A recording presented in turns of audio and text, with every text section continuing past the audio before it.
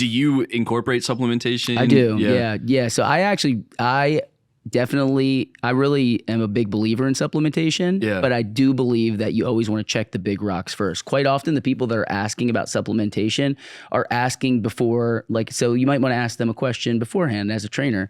Are you going for daily walks, like, and getting sunshine? Like, so like, I'm trying to take it down to like what's the most basic thing that we could be doing before that? And it's like the person that is not even going for walks, maybe isn't going to the gym consistently, their diet is all over the place. They're the ones that ask about supplementation quite often. And they're the person that's like step 12, right? Interesting, so it doesn't mean... So to you, it's almost like a red flag of like, oh, you started there, let's... You're trying to, a little bit, but it's more like we're just trying to take shortcuts, right? And that's very natural. I don't judge people for it, but it's like, the goal would be like start with like the lowest hanging fruit. Because if you're having a hard time creating these very basic habits, you're probably not even going to take your supplements anyway, right? But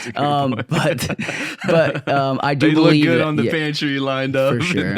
I do believe a good multivitamin. I think for people that work out, especially, creatine is extremely well studied and very beneficial and very misunderstood. Many people think like, oh, it's going to make me too big or it's going to make me bloated. All of that's BS. It's actually the most well studied nutritional supplement that has any correlation to fitness, like by a long shot, way. By like 100 times. By like 100 times. I'm super uneducated on creatine. I mean, what should people know about creatine? Creatine so first of all, it's already created in your body. So like whenever you hear that, that's not always a red flag because something isn't created in your body, but it should make you feel better if something's already created. We're basically putting something that's what we call bioidentical in your body, right? So you should feel better about that. It means your body's gonna know how to process it. Definitely. So essentially what you do when you take creatine is you're gonna bring more water to your muscles. And when we bring more water to our muscles, they're going to be able to have better endurance, better power. Okay. So like that's what it is. So it's during the workout itself, you're going to be able to just have higher output.